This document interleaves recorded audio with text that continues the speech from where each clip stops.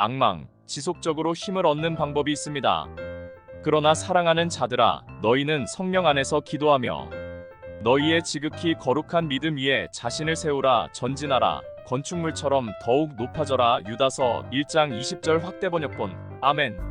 이사야 40장 30절로 31절의 내용을 바르게 이해해야 합니다. 오직 여호와를 앙망하는 자는 새 힘을 얻으리니. 어떤 사람들은 이 구절을 읽고 영적으로 지속적으로 힘을 얻고 강건해지고 활력을 얻기 위해서는 주님을 기다려야 한다고 생각합니다. 다시 말해, 오랜 시간 금식한다는 것입니다. 금식은 중요한 영적 훈련이지만 40일 밤낮을 금식해도 새로운 힘을 얻지 못할 수도 있습니다. 신약에서 주님께서는 우리가 지속적으로 힘을 되찾고 얻을 수 있는 확실하고 효과적인 방법을 제공해 주십니다. 바로 성령으로 충만해지는 것입니다. 에베소서 5장 18절로 20절은 말합니다. 술 취하지 말라. 이는 방탕한 것이니 오직 성령으로 충만함을 받으라. 시와 찬송과 신령한 노래들로 서로 화답하며 너희의 마음으로 주께 노래하며 찬송하며 범사에 우리 주 예수 그리스도의 이름으로 항상 아버지 하나님께 감사하며. 이것이 해답입니다.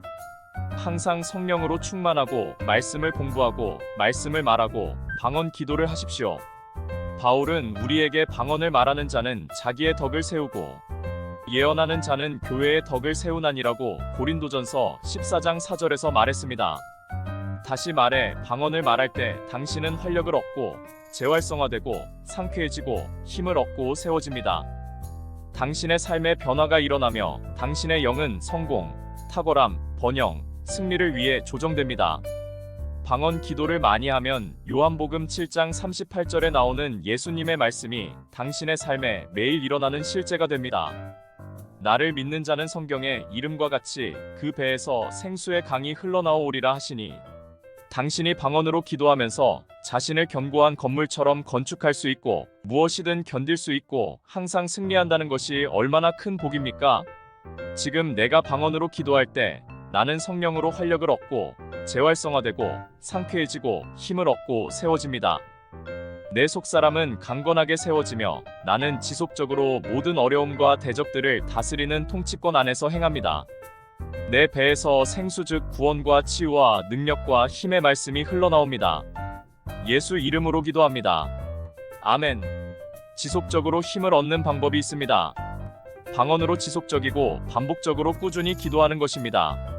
방언은 누구든지 예수 이름으로 받을 수 있습니다.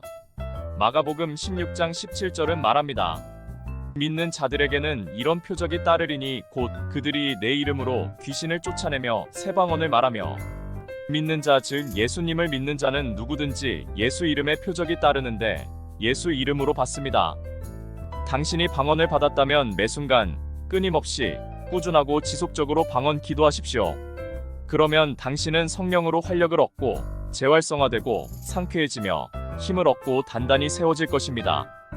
지속적으로 힘을 얻는 방법을 따르십시오. 아무리 좋은 전자제품이라도 그 사용 방법을 따라 사용하지 않으면 아무 쓸모 없습니다. 방법을 익히고 그리고 그 방법을 따라 사용해야만 합니다. 방언을 받지 못했습니까? 그렇다면 당신은 또 다른 방법을 따르십시오. 그것은 하나님의 말씀을 묵상하는 것입니다.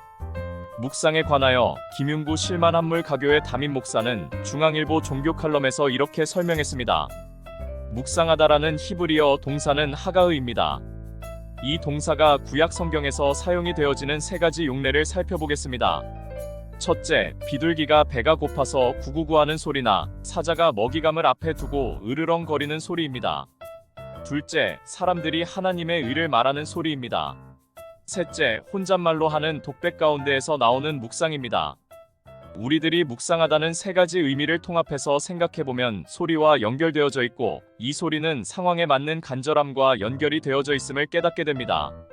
그러므로 우리가 하나님의 말씀을 묵상하다는 의미는 동물들이 먹이를 찾아 간절함으로 내는 소리와 같이 하나님의 말씀을 찾고 하루 종일 주의 의를 말하고 주야로 하나님의 말씀을 가까이 하면서 읊조리는 독백입니다.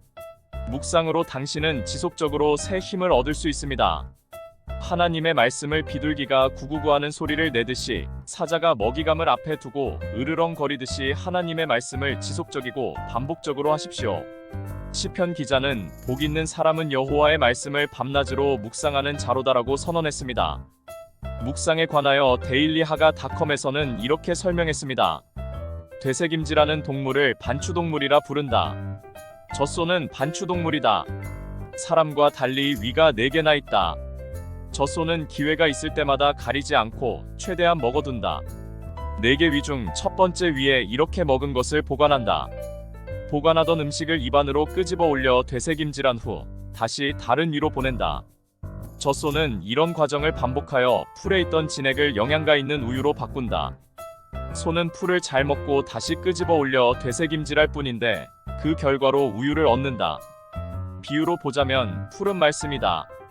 되새김질은 하가다. 우유는 하가의 결과다. 영양가 있는 우유란 결과를 얻으려면 말씀을 되새김질하는 하가가 반드시 필요하다.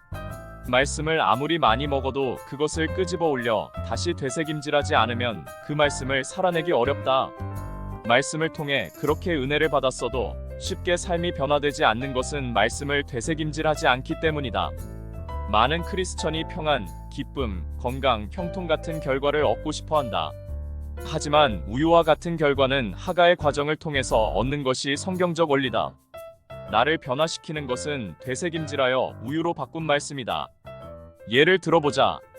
운전 중이다. 길이 꽉 막혔다. 약속 시간에 늦을 것 같아 마음이 불안하다. 그러다 신호에 걸렸다. 대기 중에 이번 주 하가 말씀이 떠올랐다. 여호와는 나의 목자시니 여호와는 나의 목자시니 여호와는 나의 목자시니 시편 23편 1절 전체도 아닌 여호와는 나의 목자시니 부분만 끄집어 올려 입안에 대굴대굴 굴리며 되새김질했다. 여호와는 나의 목자시니 여호와는 나의 목자시니 중얼거리며 하가를 하는데 불현듯 상황마저 이끄시는 분도 바로 나의 목자시지 다른 사람의 목자가 아니라 바로 나의 목자시지 하는 생각이 든다. 비록 약속에 늦는다 할지라도 나의 목자가 이 모든 상황마저 인도하시리라 란 생각이 갑자기 떠오른다. 길은 여전히 꽉 막혔는데 상황과 상관없는 평안을 경험한다. 말씀을 되새김질하여 평안이라는 우유를 얻은 예당. 이것이 바로 하가 묵상의 힘이다. 어떠하십니까? 당신의 삶에 지속적으로 힘을 얻는 방법이 보입니까? 매 순간 새 힘을 얻을 수 있는 방법을 따라 실천하십시오.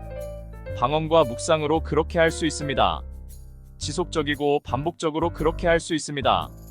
실행하는 자와 그렇지 않는 자의 차이는 하늘과 땅만큼 차이가 납니다.